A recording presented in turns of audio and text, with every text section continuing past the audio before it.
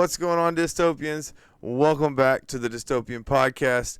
I'm here today with some of the coolest people I've ever met at Failure Lake. We have Mr. Steve and Mr. Blaze from OTB East. How are you fellas doing today? Doing great, man. How about yourself? Oh, dude, it's a wonderful thing. It's a wonderful thing, man. Pleasure to have you guys on. Yeah, it's a pleasure to be here on the Monday after the Super Bowl.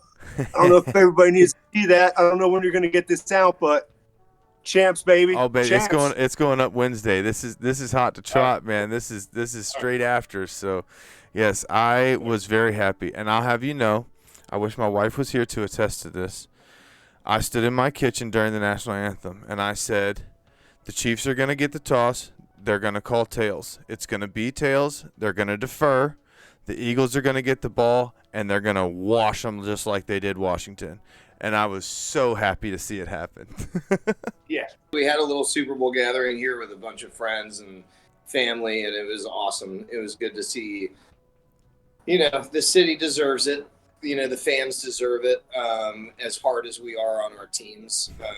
It's good to see us get some recognition for how good of a sports community in town we really are. So, stoked. For sure.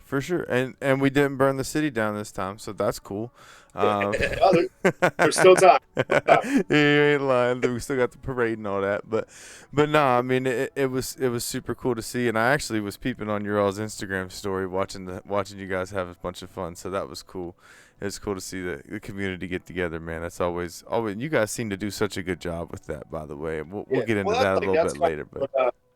That's kind of what, yeah. I mean, I don't know. Yeah, we'll get into community later. I know you're all good, man. You're all good.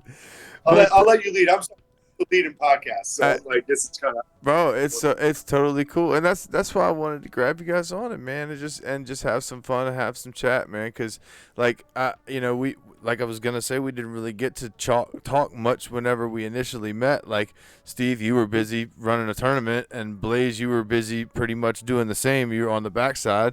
And funny clip, real quick. I met Blaze because I had to walk through the sticky patch on hole 14, I want to say it is, and my entire pant legs were covered in briars. And Blaze saw me and was like, yo, those pants are sick. Is that like a pattern? And I was like, no, dude, these are briars. And those are hikers. Oh yeah, he started geeking, and it was hilarious. So luckily, I brought a pair of shorts to wear during the skins match. But because we played the shorts and the longs before the skins match, so we did 54 holes that day. It was nuts, but it was a blast. And yeah, instantly I was like, this guy's cool. So then we met up on right before hole 6, and I was like, how do we get to be on the tee? But he was like, just stay with me. I was like, all right, bet. I was like, here we go.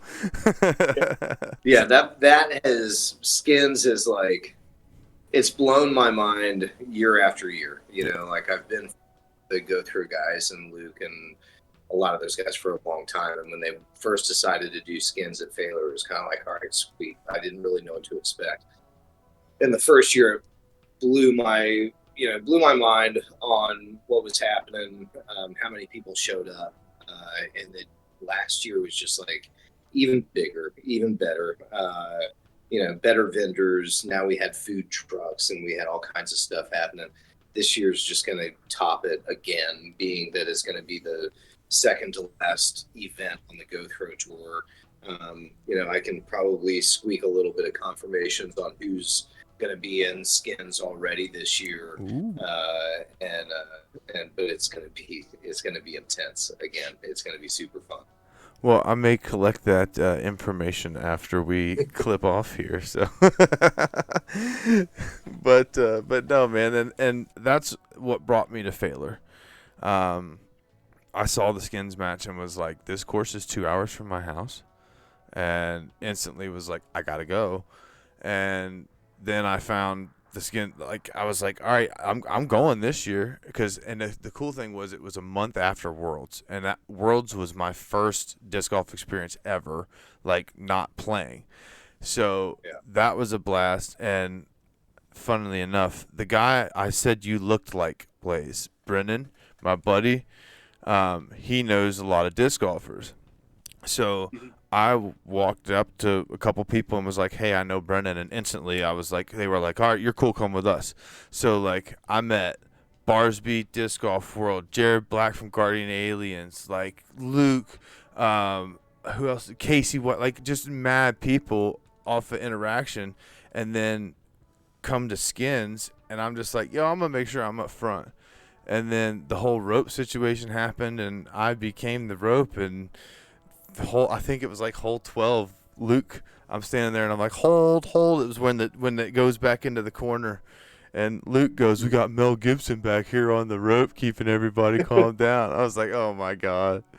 And I didn't know it until after when I saw it on coverage. I got all these people. I'm like, "Yo, gotta be on YouTube. You gotta see this. You gotta watch this." And then Luke's like, "We got friggin' Mel Gibson back here, dude."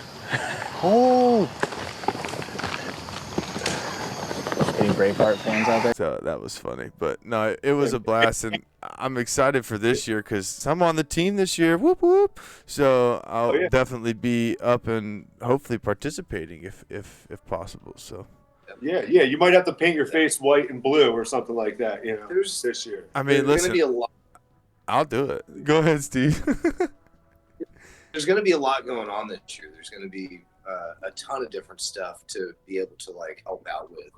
And my part of why we have such a boisterous team this year is for that help, that sense of like, hey, you guys are just as involved in making us great as we are in doing the things that we do. But we're doing Beat the Pros. So that's going to happen. We're going to be running a couple of smaller C-tier flex starts at the country club again during the weekend of that. We've got some really good help with those, but there's a lot of ways to get involved this year, and I'm just kind of stoked about the fact that it's going to be a little bit different this year. You know, the event is going to be an all-pro event. And we have to do that just because of the tour this year, the Go Throw Tour, making sure that not only are we doing Beat the Pros, we're doing Skins, and we're going to have a really good Saturday, Sunday event. We don't need to do anything bigger than a B tier.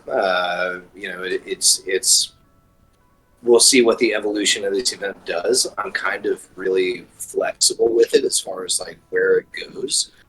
There's a lot of options. There's a lot of people that want Failer to be a part of what they're doing, whether it's the PDGA or the Pro Tour, or, you know, and the Go Through guys have been super good friends and loyal. And so this year we're gonna do a really good job of running the event and killing it this year and creating an experience. And I think it'll speak for itself.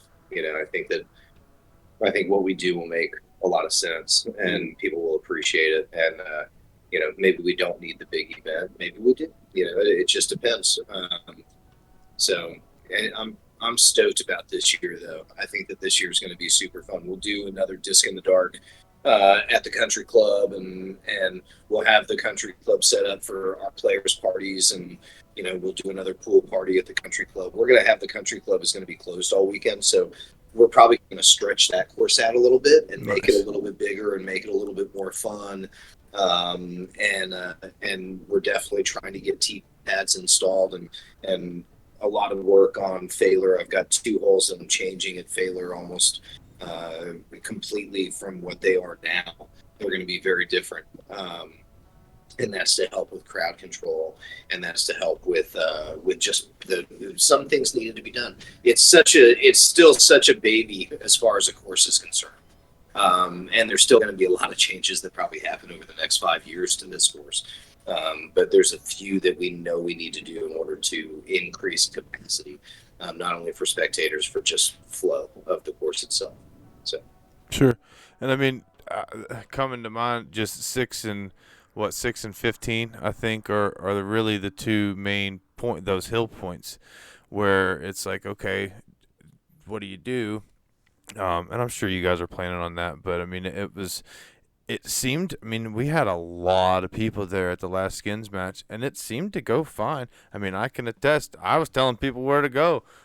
We moved it pretty quick, so I mean, it seemed fine, and that place is just so beautiful. Like, it deserves the recognition from PDGA. It deserves the recognition of being a B tier, or potentially an A tier, potentially a Silver Series or Q Series or whatever. And I mean, that course is just so sick. And I'm so thankful for the Go Throw guys, like, that they come out and do what they do, and really just showcase some stuff that people might not know about. And now, year 3 at Failure Lake is not going to be a joke, man. This Bombers Invitational is going to be sick. Yeah, it is. It's going to be, again, it's making sure that, like, we're going to have 4 people that are going to be just absolutely able to throw a 750-foot shot. Like, that's what's crazy about it, So, 1, between, Okay. Calvin. Okay. So Calvin and AB are already confirmed. Okay. There were 2.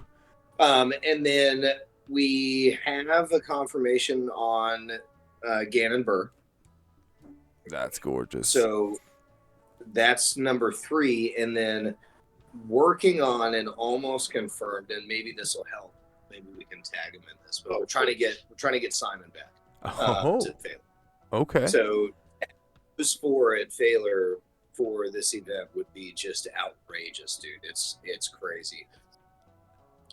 Okay, quick pause here. At this point, the guys lose their video feed pretty much. It gets super choppy and cutty, and you can't really see it. So I'm going to try out something different, and let me know whether you like the first half of the video or the second half of the video. So let's get back to it. Since it is a Discraft event, we were talking about doing an icon card too, and having a Discraft icon card as possibly like a second skins happening, in front of the lead card, just to make it interesting. We haven't decided on that, but I mean, there's certainly the players between, if we can get Ulibarri and Kale, and Michael Johansson and Climo on the foursome, going in front of the other guys. Yeah, it would be insane. That would be, we're gonna need some crowd control. Yeah, we're gonna need a lot of crowd. I would love to play Failure and Kale. They certainly don't have the distance that those other guys have, but the technicality that they have of like playing woods golf and just being as precise as they are. Golfers, is a good way to put it. Like, there isn't much of a better forehand in the game than Uli's, especially through the woods. Like, I feel like he can absolutely dice his way through, and Kale has the smoothest backhand. So it's like, watching those 2 play Failure, we're going to get a lot more people this year there. We have the capability, and we have the opportunity potentially. We have of having Champions Cup at Failure in 2026. Okay. They're going through the speed tests right now. We submitted all the speed testing for Cell Signal and for live coverage for the Disc Golf Network. And so we have, there's a good probability that we may be awarded Champions Cup, which means that this year's event for Failure 2025 event would be like the first opportunity that most of the tour would get a chance to actually see Failure. Okay. So we could have if we do get Champions Cup for 2026 awarded to us, then I would assume that we're going to have almost a full field of tournament. And, none of us schlubs would be able to play in the event this year. But, that was the goal for this event, was to turn it into something that is internationally recognized. Right. Like people this all across the globe. And people are excited about it. We've been really lucky that it's been so well received within not only the community in the U.S. but internationally too. It's for it to be the second most wish listed course on UDisc is absolutely insane. And much love goes to Simon for his first video, and AB and the guys for doing skins and making the course look so cool. But it's people are traveling from a long ways to come there and to come and play. And it's not overlooked by the community, the county, by the people that are in charge of us building something really special. So the next clear step is for us to highlight it even more. Continue to have at least a year where the best players in the world are coming to Concord. You know, Definitely. when we talk about failure, obviously there's a million other things going on. But that's like the big thing. So like, I'm not gonna let you get away from failure yet, just because I don't get Steve designs a lot of courses, and I'm a good friend of Steve's, but I'm like very critical. I'm a very critical kind of person. Right. So, yeah. You either love having me around because I'll tell you good things, or I'll tell you like what could be wrong. And of all the courses Steve has designed, Failure Lake is like bar none the like cream of the crop. I played there the first time, and it was windy, rainy, it was cold.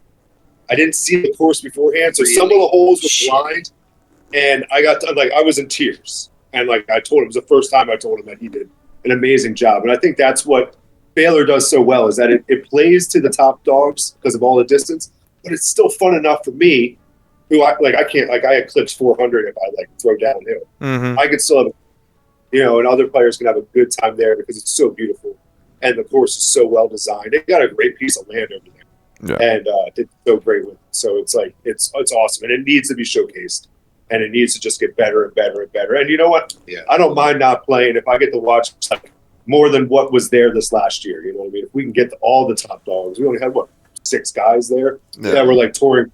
And there's plenty of time. There's like plenty of opportunity for people who are spectating, people that are just there to have fun. There's plenty of opportunity to play golf.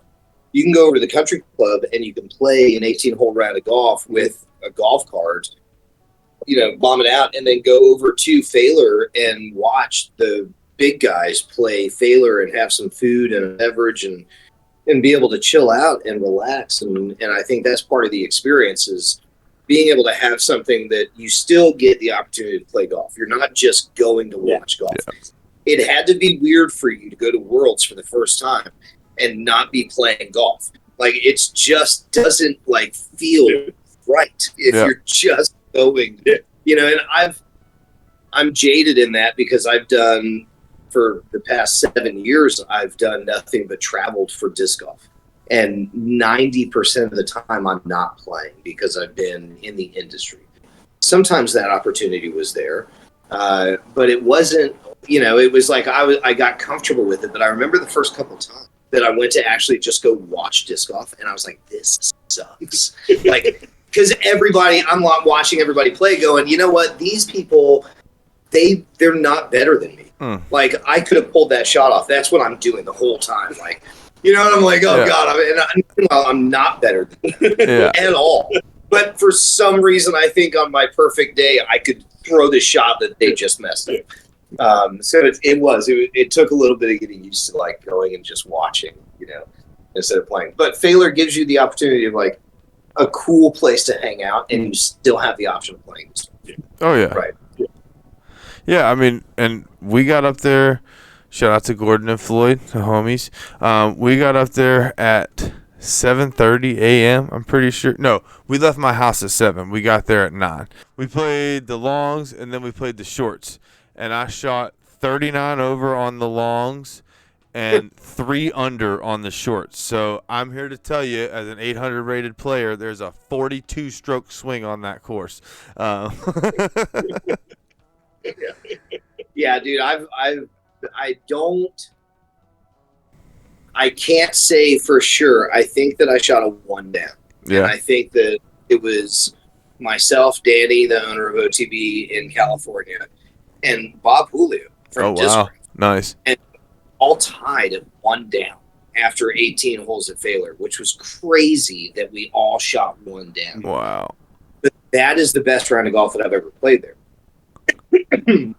I don't think I've broken par. And that's how I designed the course. I was like, okay. And if you look at the ratings and stuff, and it just happened this way. Like I tried my best. I didn't put too much of a focus on it, but even par is 1,000 rated. Yeah. Like dead on.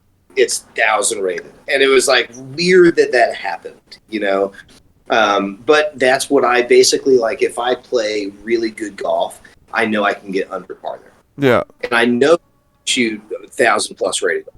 You know what I mean? Like, I know that if I'm playing my best golf that I'm playing, maybe not 1,060s, 80s like the top pros, but I'm hitting that 1,020, 1,030 mark when I'm playing really good and I'm making my putts. So that was kind of my benchmark for failure, was to like make it challenging to get to even that standard that you want to get to. Yeah, and I mean 1, 4, 7, like this shot on 7 that you have to throw off the tee is, I mean, you gotta hit that or you don't have the hallway, and then you gotta do it like AB and throw it over the top and almost throw it in. But we can't all be that guy. So, but I mean, 15 and 16, even that hallway down the left hand side. I mean, there's a lot of shots on there that are very, very demanding. So, I mean, I love it. I think it's a great course. I think it's a great opportunity for anybody of any skill level to get out and see the beauty of Beaver Springs, man, because that place is, dude, just standing on 6, it's gorgeous. We're gonna have to tighten up some OBs, and I'm gonna have to line some areas that typically haven't been over the years for the event. All of the mounds are going to be out of bounds. Oh. So on 6 going, you're going to have to hit the fairway. Okay. That entire mound and hillside is going to be marked with out of bounds. That's for spectators again. You know what I mean? That's a really good spectator area for people to be able to put on. So you're going to have to keep it in the fairway on the bottom. We'll probably have to tighten up the OB on like hole 12. Potentially on hole 11, 11 and 12, not 12, 11 and 13 will tighten up some OB. Those are the 2 open holes. Yeah. I should know what. And a big change on hole 9. That's the one in the tree stump, the basket there. So that hole's completely going to be different. It's going to be playing through the woods, tight wooded gap up to that upper shelf, with the tee box right on the water. So it's going to be like, you're going to go off of hole 8's basket location, and you're going to walk across the creek right there and up onto the hillside. Okay. Where the box that's like right on the water's edge, and you're playing a straight tunnel shot through the woods to that plateau, and it's in the same basket location, but it's going to be straight through the woods, and then that opens up that entire access road that you typically would play down. Right. That opens up for all spectators. So now we don't have to worry about a hole playing through that road all the way up. Sure. Now we have 2 holes back to back that are in the woods that you can watch from the road and you can spectate, but you're not in the way, and we don't have to worry about crowd control. Yeah, I mean that's killer. Yeah, that's one of the big ones. And then hole 14, right before the second downhill. The one that plays right up to where the tee is, that hole changed direction. And instead of the tee box being where it is now, if you continue to go left of where it is now, down into the woods down there, it's going to play with a tee box down there, going almost making an X compared to the fairway now. And it's going to play all the way up to the cliff's edge. And when you're done, the basket will be up on the hillside, up on the cliff's edge up there. Okay. And it'll be a tunnel there. Then when you finish at that basket, you would walk left along the ridge to the tee box. Well, that opens up the old hole that we just designed for spectators, and an access way for spectators to get down the steps easy. And the hole just plays a different direction. Right? That's sick. So those are the 2 major changes that I'm doing for this year. But at least they're symbiotic and they make sense, and like one vibes off the other. That's sick. I love that. Well, and they're two holes that I knew going in I was going to make changes to, because they were not necessarily that anything's a filler hole out there, right? But they were the least desirable holes in my mind, as far as like having the course play difficult, right? Those were the holes that you stepped up to and you kind of said, okay, this is my chance to get one back. Right. And I don't have a problem with those holes, but I still want them to be technical. And those were probably the only 2 holes that weren't as technical as I'd like. I did actually like 14. As a whole, I loved 14. Yeah, it's a cool one. Where 14 finished was terrible. Yeah. So it was like, I've got to change something there. But I did like the way that hole went from like the before and after of that hole was pretty intense. Yeah. Yeah, it's definitely, like you said, it's definitely a heck of a pinch point on that on the end of it. They're going up to the tee box, but I mean, it was cool to see, and like it was cool to see. I mean, those guys were overthrowing that shot, and then having to throw back up the cliff. Like that was sick to watch. So that was cool. But shifting gears a little bit, if you will, our friend Ryan at Brixton Disc Golf. He wants to know if you guys know anything about OTB Europe and the landscape over there, and kind of what 2025 is going to look up like for OTB Europe. Yeah, that's a good question. That's something that I've been working on now for, I guess, about a year or so. Has been in the works, and myself and Danny at OTB in California. Danny's been like really the person who set everything up and has been really instrumental in basically what direction we're going to be taking. He's the one that originally met Vince and Anton, who are our partners in Europe. Vince is the owner of Ollie Disc Golf Center, and he's been in the States a couple times. He was just at the expo with us, as a matter of fact. But he owns Ollie Disc Golf Center, which is the number 3 and the number 13 course in the world. One of the most amazing places that you'll ever see. And I was there this past summer with my wife, Cheryl, and we got an opportunity to meet all the guys and to tour the facility and to see Ollie, to talk about the engineering plans for the growth and OTB actually creating a pro shop in Europe. So it's about 5,500 square feet is the pro shop that we're currently building between hole 1 and hole 18 on Ollie's Disc Golf Center.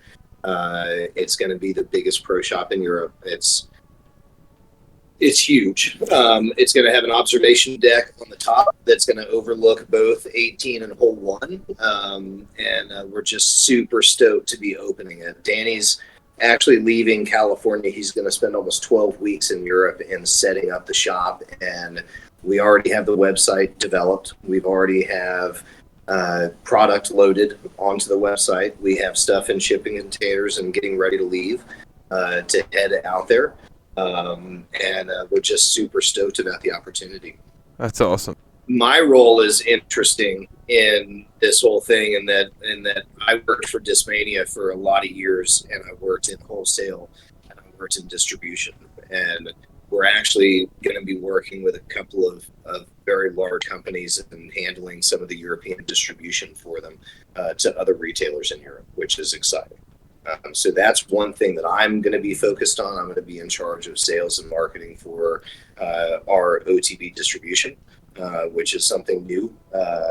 But we've got some very good brands that we're looking at. And Ryan, it's funny that you say that, but yeah, we're that's kind of what the game plan is right now. Is that we're going to focus on a few brands, and we're going to bring them to market in Europe, and we're going to do a good job of making sure that we're creating the disc golf market in Europe as well. That's going to be really important, whether that's through the support of Future Disc Golf and juniors initiatives, whether that's in building courses, creating awareness in schools in Sweden. We're going to enter into the market in Europe doing the exact same thing that we do here, and that's creating market, right? Building courses, doing all the things that are important to make sure that we're not just trying to sell discs, right? We're trying to create the future generations of people that are going to be involved in growing this sport to a level where we know that it's possible to grow to. So our European venture is going to be a lot of fun, but it's been a lot of work. And it's been not only building OTB East and creating this environment and this platform here and what we're doing, designing and building courses. OTB Europe is going to be a big focal point for not only OTB, but OTB East as well. And we're really we're more of a family than anything else. Like, I think that we've been very good at pulling resources between Danny, myself, the OTB family, Phil out there with web design and development, and the artists that we use between Pirate Nate and everybody who helps with our designs. And we really work very well as a family, and I'm on conference calls 3 days a week with all these guys talking about the business plan, our launch, and everything. And it's really good that the three owners of OTB East, OTB, and OTB Europe can really intermingle in a way that grows the brand for everybody, because we're all really good at other things. We're doing what we do really well in other ways. So we complement each other extremely well, and I feel like we're on a path that's going to be pretty exciting. That's awesome, man. And I'll be honest with you, that's why I wanted to be on the team. I mean, I felt the vibe at Failure. I had seen what you guys have been doing this off season, just putting league and doing everything you can to just keep a disc in people's hands. And I mean, that's what I'm trying to do down here. I've been trying to work with schools and get in with the church and just try to get a disc in anybody's hand I can. And I mean, when you guys posted that, hey, applications are open, I was like, bro, I'm in here. And then when I was reviewing the applications, I saw yours pop. I was like, boom, right there. I turned to Mosh. I go, all right, yeah, this guy's on the team. We got him. Well, and that's literally what I was about to say. So Blaze messaged me, and he's like, is this your email? And I was like, yeah, that's me. Does that mean what I think it means? ... with the two little eye emojis. And he goes, yes, I have been trying to reach you about your extended warranty. And I was like, funny enough, that used to be my job for 7 years. So yeah, it was a good little welcome to the team. It was nice. Yeah, but no, I definitely saw like your reach. Like you have a lot of reach with the podcast, with all the stuff you do in the community and everything like that. It's like that's who we want on the team. You know what I mean? Like your rating, everything else doesn't mean anything. Hopefully it bumps up a little bit, but that, we'll talk about that. But all that stuff doesn't really even matter. You know what I mean? It's what the reach and everything else you can do for the community and to build a community, because that's what all of this is. That's what that's how we met. We met through the disc golf community, and through that we became family. And that's what OTB East is. It's family. We built this great community of all these people that just come out and want to help and want to be a part of something bigger and better, because we're like, I think this is the better way we're doing it. So it's been fun. It's been really good. And I'm stoked that you're on the team. I've seen so many different iterations of this sport. And the one thing that has been like truly consistent is the fellowship that we all have together, and the ability to have people that we can go to with life stuff, not sports stuff, life stuff. Like, I think that we all have needed that even more so over recent years. I feel like mentally people aren't in as good of a place as we used to be. So it's even more important that we spend time with one another and that everybody has the opportunity to talk and have fellowship. It's one of the reasons why we do Putt Night, why we create what hopefully is a comfortable environment for people to come to OTB East. Mm-hmm. And I'm not going to sit you down and be your psychiatrist, but you have a safe, cool place away from whatever you head away. And I think that was one of the more important things on why I started designing courses to begin with. Was that for me, what it did was it gave me a safe mental break from anything and everything. I could literally go out and play disc golf by myself, put my headphones in, listen to some music, go out and play. And disc golf saw me through a lot of turmoil in my life over the years. I started playing in '96, so I was 19 years old when I started playing disc golf, and I haven't stopped playing since. Yeah. And I've seen iterations of the sport where we thought it was going to blow up, we thought it was going to be huge, we thought Nike was coming on board, we thought all these things were going to happen with disc golf that was going to take it to the next level. And we never really saw that like big explosive growth. And I don't even count COVID. I just don't count it, because that was everything. If you were into mountain biking, you saw explosive growth. If you were into pickleball, everything saw the same thing. So I don't even count that. But when you look back at it now in 2025 and you look at where we are in the sport right now, where we've come with media, where we've come with tour, where we've come with manufacturing, with equipment, with everything that's happened, you go, whoa, there is such a huge amount of growth that has taken place. It just took a very long time to get there. And now you turn around and you look at it and you say, okay, all of this has taken place. And now we have this platform, right? Now we have this really stimulating platform that we can now turn and use to develop the sport in ways that we couldn't do before, right? We have to be able to keep people's attention to what we're doing. And it was next to impossible to do that with Disc Golf Monthly. And no offense to Kevin, love him to death, but nobody could sit through those videos and that type of commentary and relate to this is something cool or this is something dynamic at best, right? So now we have the right like media coverage and the right opportunity to be able to press this a little bit harder in the schools, a little bit harder in youth activity, which is one of our big initiatives. And then we'll see whether or not it can't turn into what the AYSO did for soccer in the 60s and 70s, as far as like really developing that sport and creating something that can be nationally recognized as a normal sport, right? Mm-hmm. And if we can get to that level, I think that we're making the right progress. It's going to take a long time. There's no doubt it's going to take a long time. But, I mean, you have to lay the groundwork to get. And so I feel like that's one of our big focuses in North America right now, is like laying that groundwork to say, hey, we can get to a point where we can expand our sport at a way and level that is similar to exactly kind of what soccer did, what tennis did. You know, tennis and soccer in just about every high school in the entire country. If we can do the same thing with disc golf, we're going to change the level and way that people look at the sport. Mm-hmm. So, yeah, and I mean, disc golf is the second fastest growing sport in America right now. Like it's not something that the world doesn't see. So it's cool that like, and to be honest, like what you said was great, Steve. Like about the therapy side, and I've said this in almost every episode, but I'll say it again because it sticks here. I started disc golfing because my therapist told me to, and then I got a hole-in-one on my 7th hole ever, and was like, "Yep, this is what I do now." So I've only been playing since last August, or 2 Augusts ago now, I guess, but August 2023.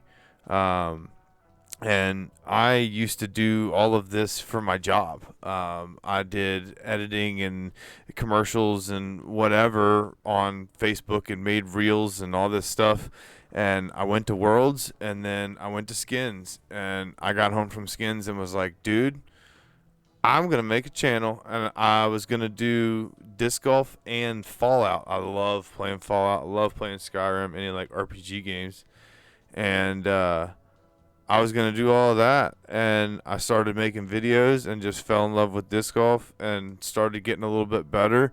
I mean, I went from 729 to 806 in 1 year, and like my goal is 900 this year. I've put everything in place to do so. Like I got enrolled with the Power Disc Golf Academy. I'm running a tournament for them this year. That's my first tournament, so that's going to be sick in May. Like just so much is going on, and I'm just super blessed, man, and I'm thankful, like I said, to be a part of the team and be able to just kind of, you know, learn from everybody, and that's part of being on the team, you know, is getting to hang out with people who are way better than me and learn from those people, and I'm just stoked for 2025, man. That was the way that I learned. I played, well, kind of. I was always kind of cocky and competitive. And so, like, I watched the guys get paid out, the pros get paid out in cash, like my second event that I ever went to. And I immediately turned pro. I was like, I'm playing for money. I don't want to play for plastic or anything. I want to play for money. And so, you know, I immediately attached myself to, like, the best players in Philadelphia in that area. Yeah. And that's where I played and grew up playing, was at Sedgley Woods. Like, that was my home course for 15 years. And so I attached myself to the best players, and just that's what I did. I donated to the pro field for a year, and then I started cashing. And my rating went, like, through the roof. Like, I was, before you knew it, I was 960, 970 rated in my second year of playing disc golf. Mm-hmm. And, like, was competing, you know. And I had been playing for a long time before I really kind of started competing. Like I was playing solo. I was going in the mornings. I found disc golf. My brother showed me what it was. And so like I just went out by myself. I didn't play with anybody for a long time. And I felt like I got myself to a level where I could compete. And then I started playing tags and doubles and then started playing in tournaments. And that's when I was like, okay, I'm going. Yeah. And it was, you know, it wasn't that hard of a learning curve. And I've seen people that I didn't expect to pick it up as fast that did, and like were really good, and they had their own style, they had their own way of doing things. That's one thing about disc golf. It really is. Obviously, if you have that perfect Paul Macbeth form, you know what I mean? That like, Yeah. that just The stroke. growing. Simon now compared to Simon, you know, 10 years or 8 years ago, Simon's form now is beautiful because it's much more controlled. It's slower, and like if you have that form, then you're kind of on another level. But not everybody has that Rory McIlroy form, right? And even in golf, you can get away with having something obscure within your form that maybe is your own little tick, your own little thing. But you can still be very successful in our sport with having abnormal form. You know, you can just figure it out. Yeah. That's what I love about sport, is it doesn't have to be perfect, you know.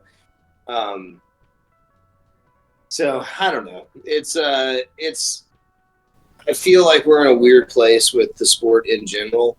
And I feel like having that grassroots, like mellow vibe to what we do and that comfortable feel is what we're really leaning into, man.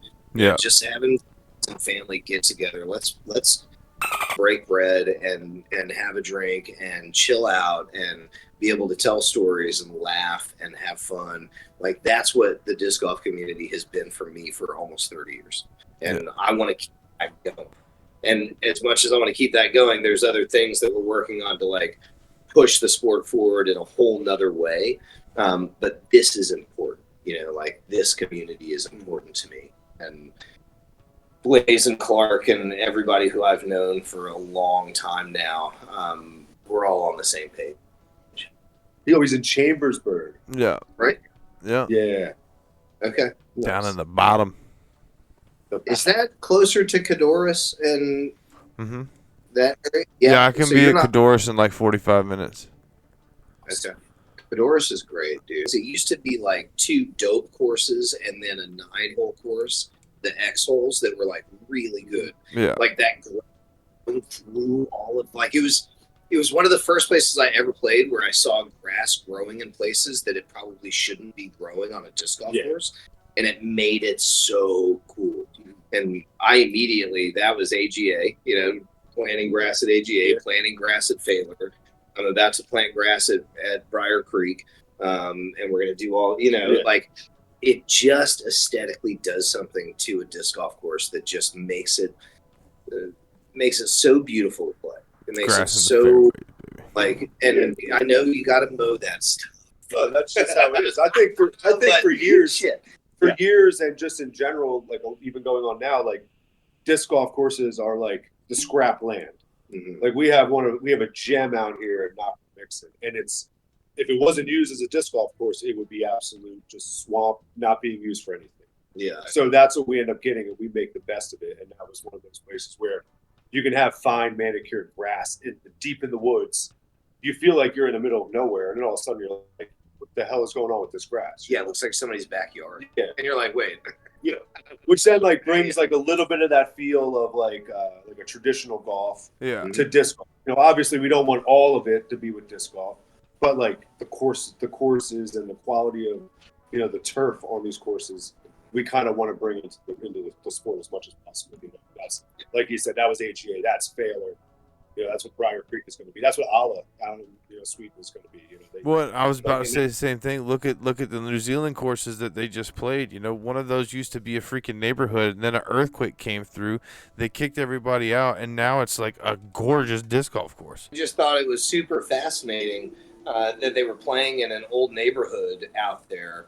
You know, and not to take away from how beautiful the landscapes are and what New Zealand has to offer, but even some of like the city park stuff in New Zealand was still not really kind of like the elevated capacity that we have to get to disc golf. Because if you look at where everything's being played now, and you look at even major championships, and you look at the quality of courses, like the ceiling is still it's so high. Yeah. Like, and if we can a minor standard to like elevate that and to get that a little bit better time after time after time, and like Johnny said, not settle for the swamp lands and to the old trash dump that they give us and say, hey, you guys can use this, put a disc golf course here. Perfect. That's what we've been getting for 20 plus years. It's very new and recent that we can actually get a piece of land like Phaler, like Briar, like these other places where people are saying, okay, well, this is like a really beautiful piece of property. Yeah. But we see what's happening. We see the vision and we see what's been done. And we now have this ability to show a return on the investment. And I don't have the numbers or anything, but I think there's been 192 million steps taken at Phaler Lake. Wow. Since it's on the disc golf course. That's like amazing. The amount of trees burned has been outrageous.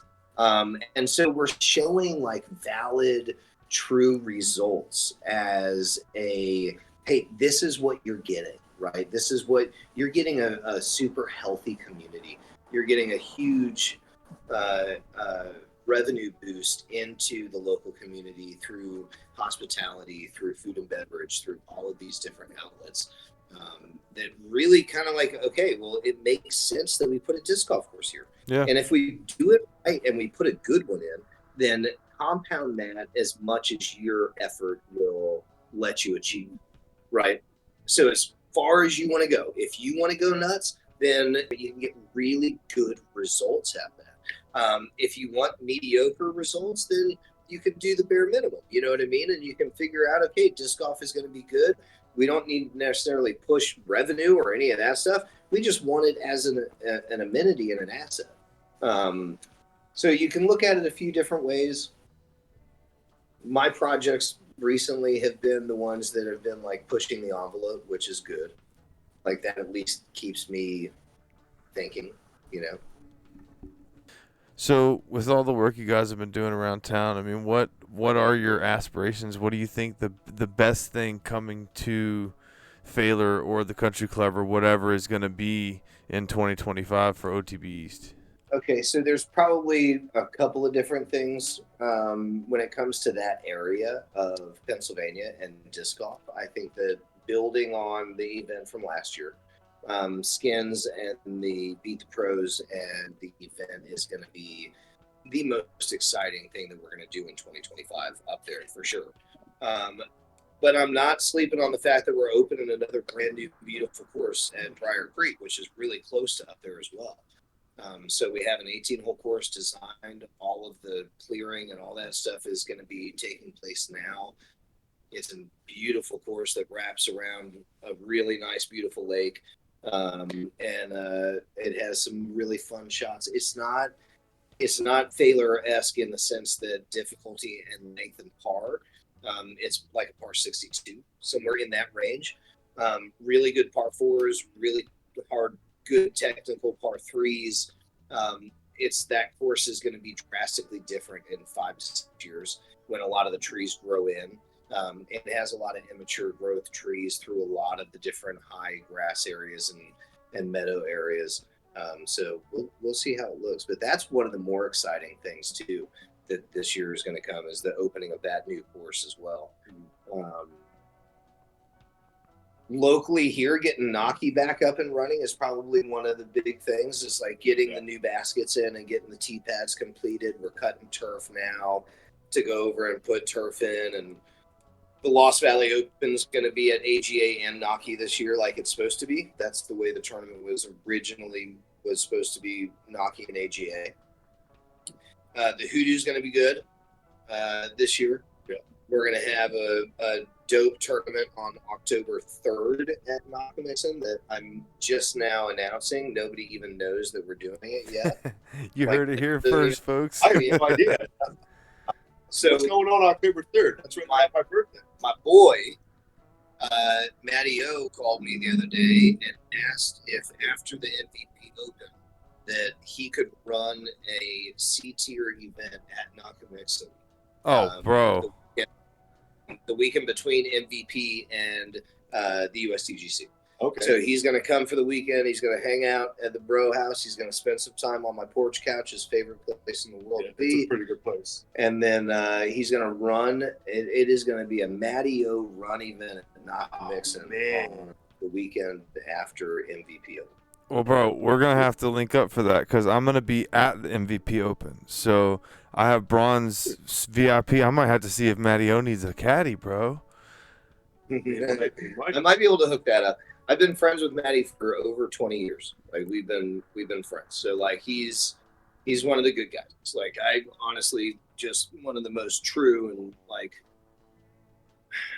just devoted people. Like he's amazing. He just has that personality that's warm. He's caring. He loves hanging out with the family. Loves just chilling. So he's definitely one of my favorite people in disc golf. Yeah, man. He was one of the Brennan hookups. He was one of the because he was stayed in the same Airbnb as Brennan when they were in Sweden. So like, he was a homie, and I met him at Worlds, and he was awesome, and just super chill, like you said. It just exactly like he seems on film, like just goofy, cool, like. Funny man, he's great, and he's trying. Like we're gonna help. OTB East is gonna be a big part of helping him. This year he's going to be touring a lot, but he really wants to start his Southern Series that his dad used to run for a long time down in the Gulf Coast and in Mobile and down in that area. So we're going to help him do that, whatever that means, whether we're stamping discs for him, whether we're doing whatever we can to kind of like help push that forward. But one of his favorite courses is Nakamixon. And he played it in the 05 World Championships, which was the first World Championships where he made a name for himself. He was 18 years old running around here with a Yankees jersey on back in 2000. And that's kind of what elevated him to say, you know what, I can tour and I can do disc golf full-time, professionally, on the road. And I don't think it was ever easy for him or Barsby or Philo or any of the guys that were doing it back then. It was never easy to do. And he's still doing it, man. And it's a lot easier now for him to do it. But now he has a lady at home. He bought a house this year. So he's got a lot of other responsibilities, more so than he used to. But he's definitely one of the good guys. He's one of my good friends. So if he's, I don't know if he's going to need a caddy or not, but I'll definitely hook that up for you if you want me to. Yeah, and I'll be 100% honest, that would be super special for me because when I found disc golf, the first thing I ever watched was him win the MVP Open. So that was super cool, and like I got to, it immediately launched my like rabbit hole of disc golf history because I was like, they're talking about this guy who's been on tour for so long and he's never won a tournament. Like, let me go do some research on this, and then I find the names like Ulibarri and Macbeth and Wysocki and Gannon, and then there's Gannon's the new kid, and it's just like, oh, who are these people? And it really just sprung, and then it was like February last year. They're like, hey, Worlds is coming to Lynchburg, Virginia, and I was like, babe, August 26th through 28th, I'm going on a trip. Yeah, Worlds was interesting. I'm that was your first event. I would love to hang out with you and show you some of the events that we've been going to and doing over the years that are like almost like game changing events. You know what I mean? Like Worlds was okay this year. It was cool. There was a lot of people there. But there's some events that are like you just don't want to miss. I know that, and I haven't experienced it yet, but I would love to get up to the Preserve. Yeah. Experience that for the weekend. That would be amazing to go up there. But the Go Throw guys, the Hideaway, Persimmon Ridge, there's some events they do that are like very, very cool. Like they create an experience that you just don't want to miss. So it's maybe this year we'll get a chance to hang out. I'm going to be doing a lot of traveling this year, and going to Worlds, going to the Ollie Open in Sweden. So I'll be in Europe twice this year. Right on. And then next year I'm planned for potentially being able to go to New Zealand for a week. Okay. and spending time down there, just because that's potentially business down there. We For have sure. the opportunity New Zealand and Australia as kind of our next growth potential as a company, not only OTB but our distribution as well. So like that would be a really good opportunity to get down there and see those guys. Yeah, for sure. And just throwing it out there, if you want to take a 250-pound suitcase to Ale, that is my birthday weekend. So, but I told my wife, I was like, hey, you want to go to Sweden for my birthday this year? And she's like, is it disc golf related? And I was like, yeah. No, it's nature related. No, it's not at all. It's family related. Yeah, it should be interesting. We're going to have a big booth at the Fly Mart at Worlds this year. And it's going to be us and Discraft and potentially Climo Disc with Dana. And we're going to have some exclusive drops and some different cool stuff that we're going to be doing. It should be very, very cool. I'm very much looking forward to this year. As much as it's going to be work, it's going to be pretty outrageous. The Airbnb looks pretty cool that we're staying at in Finland too. So that's sick. That's sick.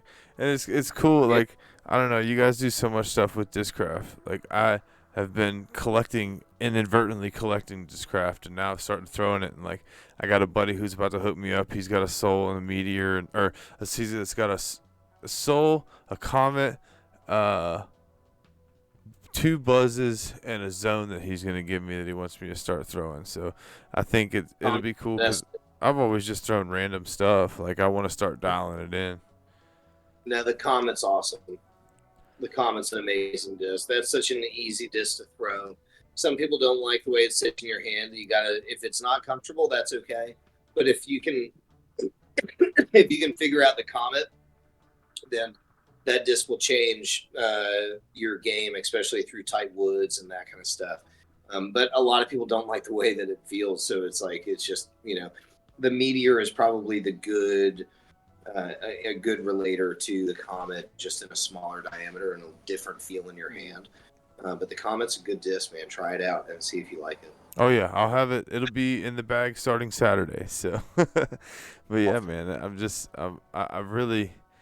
really excited to hear, all this positivity coming. And dude, I'm telling you what, I have a bronze pass to the entire PDG. Like, I got a season pass this year, so I have general admission at least to anywhere I want to go. So if you want a hand anywhere that's within 300 miles of Chambersburg, you let me know, and I'll beg my wife. No, that'll be cool, man. I'm definitely going to be doing a few things. D-Glow is a possibility. That's the weekend before Failure, so I don't know. It just depends on how much we have done and how prepared we are, right, and whether or not we get to Michigan for D-Glow. But that's been one that I wanted to check off. It's only like an 8.5 hour drive. It's not that bad. Yeah. So that's a one-dayer. It is. Anything like under 9 is good for one day. Oh yeah. Oh yeah. I'll go. And it's funny you say 9 exactly, because Eagles Crossing is almost exactly 9 hours from my house. And with this tournament that I'm running, I get admission to the tournament that they're playing out there, but it's the first week of school, so I don't know if I'm gonna make it. But my wife was like, is it really that feasible? And I was like, it's only 9 hours. I can drive that in one day.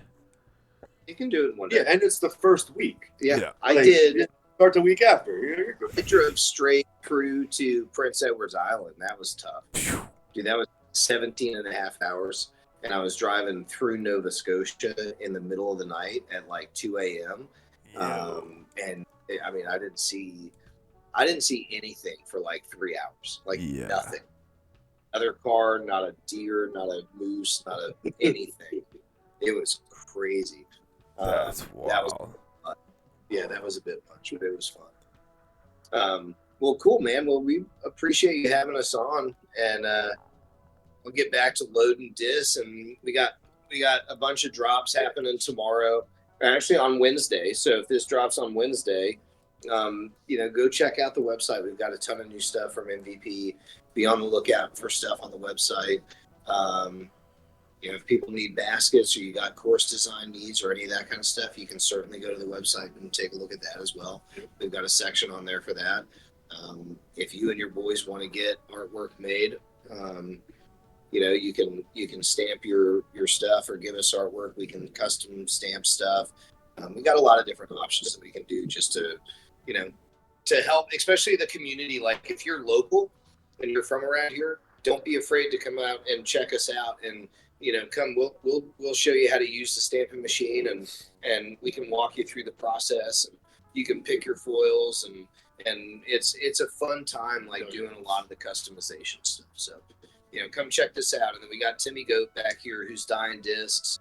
And so we've got a lot of different options for people to be able to come and do some customizations. Yeah. And we have a badass 9-hole putting course, which is pretty sweet. We do have a putting. Yeah, with all permanent baskets. It's just a total blast to play. Oh, dude. So come on, hang out. Like right now, we're recording in the warehouse, clubhouse, whatever. We're on this giant sectional couch, and just with a huge TV in front of us. It's pretty fun. It's fun to hang out and be around here and everything like that. There's a reason why so many people want to be involved with OTB East and this local community is because we have such a cool hangout. Like I don't even work here. Like, I'm just here. It's same with Clark and everybody else. We just, Steve can't get rid of us. You can't fire us and kick us out if we don't work here. So. I can kick him out. I can get him out if I want him out. Well, thank you guys so much. I appreciate all the local help and love that I get all the time from just everybody, and Josh and Mosh, who are my employees, to John Hall and Carmen and Blaze and Clarky and Timmy, and I know I'm gonna miss a bunch of people. Morelli, whatever. There's just a lot that has gone into getting this place up and running and ready, and I couldn't be more blessed to do what I do on a daily basis and push the sport, and it's fun, man. We're having a good time. So, I do believe that this is kind of the future of somewhat of communication when it comes to like having a real conversation with people for an hour, an hour and a half. You get to really know who people are. You get to like understand like who, what's their vibe like, what are they like as people. And that's important. You want that. You want to be able to like walk away with a feeling of kind of like who you are. I have a much better understanding of who you are, and it's awesome. So, I love this kind of format of being able to just sit down and talk for a little bit. Yeah. And then actually how about what's planned on at some point? Let's all try to get up to Failure. Oh, like, I always loved face to face. Like I liked the video to video. I was always a big fan of face to face. But like, you need to be here for the next one. Yeah, and I can, if we meet up out in Failure, if we come here, I have a crap load of recording equipment too. It'd be really fun. And then maybe a pickleball game. And then maybe some pickleball. Yeah, if you come out here, you can play pickleball. I've never played pickleball. Yeah, we didn't play until last week, so nice. Couldn't tell. Yeah. Well, guys, thank you all so much for coming on. I really appreciate you, sharing some information, sharing some stories, and just kind of chatting. And super excited to be on the team this year. Super excited to be representing, and can't wait to get up and put some sweat on the courses and really get involved, man. I'm super excited for 2025 and super excited for what you guys are doing for that area of Pennsylvania, man. It's amazing. Yeah, dude. Like we said earlier, we're super excited to have you on the team. I love the energy. Like without a doubt, like some really great energy coming from you, coming from like Disc Golf Dumpster Fire. Like you guys are our two new big guys coming in as far as that awesome, we're like grassroots energy. Absolutely love it. So thank you for being on the team and thinking of us to apply and everything too. So and I'm stoked to see you on the course and get on out there and grind a little bit with you. For sure. Yeah, we're very thankful that you had us on and that you decided that you wanted to be a part of what we're doing. There isn't the response that we got when we opened up applications for the team ultimately was kind of like the justification that people really want to be a part of what we're doing. Yep. And that couldn't have felt any better, knowing that people are seeing what we're doing and they want to be a part of it and they want to be, and so, yeah, we really look forward to cultivating the team, cultivating kind of the structure of the team of how we do things and how you guys can get involved with helping us and our ultimate mission in creating really amazing experiences, not only in disc golf tournaments, whether it's course design, whether it's, there's a bunch of different areas that you can find yourself excited about, and we're going to help you achieve whatever goals you're looking to achieve, whether it's in media, whether it's in your game, whether it's increasing your rating. If you come hang out with us, we'll make fun of you for a little bit. Your game will get better. You'll get much better. Yeah, but we appreciate you, man. I'm stoked to have you on the team, and I'm stoked to have Blaze doing what he's doing for the company and for the team as well. He talks about not being an employee, but he's been a huge part of like helping me grow this business, and him amongst others. With Josh and Mosh and the people that are here. But like, I wouldn't be able to do what I do and make as try to make as much of an impact as I can. If it weren't for these guys doing what they do as well. So. Right on. Well, anything else you guys want to say before we wrap it up?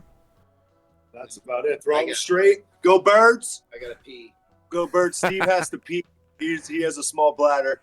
So, dude, thank you, man. This was awesome. Dude, love it. I would get the mullet back. I know you think you're more dapper. Look back. Mullet back. Maybe I will. You grow your mullet back. I'll get my mullet back. That's how he used to end his videos. Just remember to let it flow. When you go ready to throw, you gotta let the mullet flow. Yeah. And then he waves his mullet around. Wow. Yeah, that was a short-lived idea. I wasn't really sure what I was doing there, but I never had long hair, so I wanted to try it out. His mullet was pretty good, dude. If you go to the Lost but he enjoys the company of women.